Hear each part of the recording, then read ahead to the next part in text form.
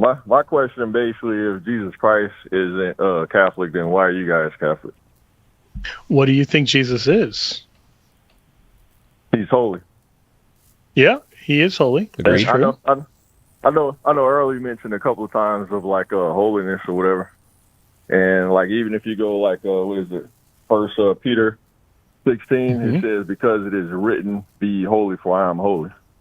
So that's what God is. Okay, so what does the word holy mean in the biblical context? It doesn't just mean morally pure. It means being set aside. So it means pure in the sense of you could have like pure vinegar, meaning it's undivided. It's only vinegar. And so you wouldn't want it mixed with something else because then it wouldn't be pure anymore. So pure means like undiluted.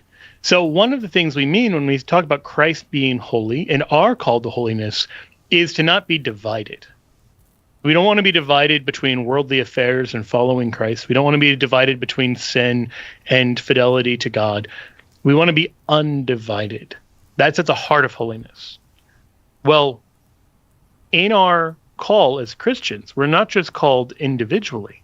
We are called individually, but we're called to be united and undivided. That's part of the nature of holiness in the biblical sense of holiness. This, by the way, if you want to understand why there are those strange-looking rules in the Old Testament, like you can't have mixed fabrics, because it's not holy, it's not pure, it's divided. It's two different things blended together. We don't want that. We want purity, because that's at the heart of holiness. It's a consecration to God. Like when God says that the ground that Moses is standing on is holy when he sees God in the burning bush, it doesn't mean that the ground was really morally well behaved. It means that the ground has been set aside for divine use in a way that it doesn't share any profane, like worldly use. So take that idea and then couple it with the idea that Christ comes to save not just you individually, but the flock. And he talks about wanting to have an undivided flock. And so he says in John chapter 10, verse 16, I have other sheep that are not of this fold. I must bring them also, and they will hear my voice.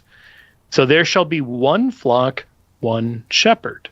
So this whole idea that's very popular today of either having a bunch of different Protestant denominations, or it doesn't matter what you join, just follow Jesus individually, you don't need to be part of a flock, totally unbiblical. Totally contrary to the idea of holiness in the sense of being undivided. We are to be radically one. And so Jesus in John 17, verse 20, he prays for the future disciples. He prays for you and me. And he says to the Father, I do not pray for these only, meaning the 12, but also for those who believe in me through their word. That's us. That they may all be one. Even as thou, Father, art in me and I in thee, that they also may be in us, so that the world may believe that thou hast sent me. Two things. Number one, we are called to be perfectly one. Number two, one of the reasons we're called to be perfectly one is because that's critical for the proclamation of the gospel. When non-Christians hear us say, you should be Christian, and then immediately disagreeing with one another on 30 different doctrines and saying, you should be a Methodist, you should be a Lutheran, you should be a fill in the blank, that is a genuine scandal. And people say, you guys figure out your own thing and then come talk to me. And Jesus warned us that that was going to happen if we broke away from the one church. So we should be undivided. We should be one flock. And all of these different flocks forming with different shepherds, that is absolutely contrary to Scripture, absolutely contrary to the will of Christ. What would you say to that? No, I agree with you on that. But okay, I guess great. my question still is like, I guess in the Bible, where does it say to be Catholic? Because Jesus himself was not Catholic. Well, he founds the church, right? In Matthew 16, he says, I will build my church. So if we want to be in the one flock, we should find out what church did Jesus found. Now, you are right. He doesn't use the word Catholic for it. The first time we find the word Catholic being used for it is a few decades later, but not very long, right? Like there's about a 17-year difference between when the last book of the Bible is written and the first time we see the word Catholic Church used to describe the church founded by Jesus. But whether you want to call it the Catholic Church or not, it is a visible society led by the apostles here on earth, He compares it to a city on a hill. Why a city? Because it's organized. Why on a hill? Because it's visible. Like the church in the biblical sense doesn't just mean vaguely all Christians everywhere. It means something more concrete. It means like a visible society with leaders chosen by God, leaders who, I don't know if you heard the conversation about apostolic succession last hour, but leaders who then instruct their followers to choose leaders, and they pass on this authority to lead.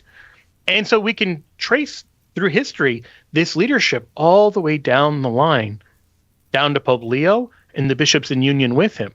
So we can see from history where Jesus's church is. We can also see from history where it isn't. Like we can trace the various Protestant denominations back to the Reformation. Like Halloween 1517, Luther has the 95 Theses. There's no Protestants before that. You've got a few groups that are kind of split off that are sort of like Protestants, but we can trace where they come from as well. So my point is, like, if you want to find the one church so you can be part of the flock, so there can be one flock and one shepherd, well, go look and see, well, where did the church that Jesus found end up in history? And it's very easy. So actually, if you want to stay on the line, I will give you a copy of my book, The Early Church Was the Catholic Church, that looks at that investigation, that says, what did these Christians before the year 200 believe? What did they practice? What did their church look like? And what can we conclude from that?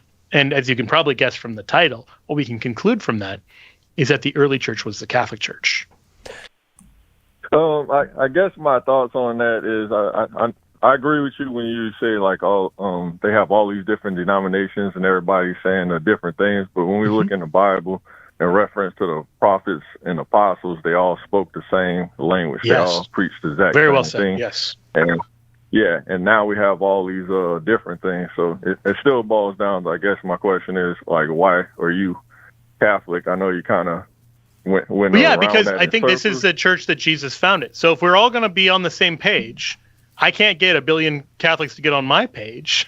I can't say everybody has to agree with me. That'd be pretty arrogant. And I can't just say everybody has to agree with the way I happen to read the Bible, because what do I know? And, even if I've said, like, I've prayed on this and I think the answer is X, I should have the humility to realize I could be wrong about that. I could be misinterpreting what God is calling me to. I could be hearing my own voice and thinking it's the voice of God. Jeremiah says the heart is deceptive above all things. So I can't just go off my own personal read. And I can't just choose some man-made denomination, because that's clearly not what Jesus set up. So I've got to figure out, where do I find a church that can credibly be said to be 2,000 years old?